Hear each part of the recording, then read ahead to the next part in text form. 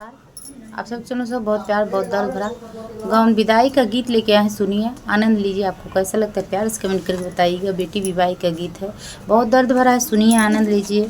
देखिए, बाप बेटी का संवाद है, बहुत प्यारा सा, बहुत खूबसूरत सा। आपको अच्छा लगता है तो लाइक ज़रूर करें, शेयर करें और पहली बार जुड़े हैं सब्सक्राइब करें, प्यार दुलार ज़रूर दें।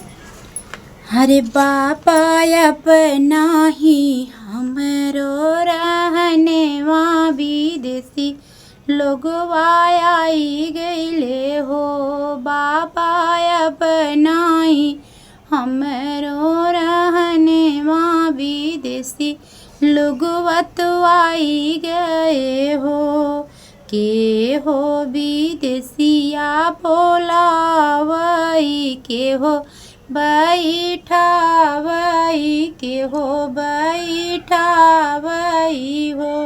बेटी के हो दे हैं ठंडा जुड़े पनिया विदेशी लोगे आई गईले हो। बेटी के हो दे हैं ठंडा जुड़े पनिया विदेशी लोगे आई गईले हो। भैया मोर विदेशिया बोलैले तो ओई बैठैले तो ओई बैठाए न हो। बाबा भौजी पिया में जुड़े पनिया विदेशी लोगे आई गईले हो। बाबा भौजित पिया में जुड़ पनिया विदेशी लोगवा आई गईले हो। बाबा अब नाही हमरो रहने माँ विदेशी लोगे आई गईले हो।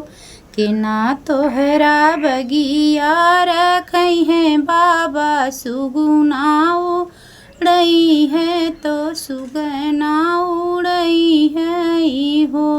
बाबा के न तो हैं दई है जुड़ पनिया विदेशी लोगवा आई गईले हो।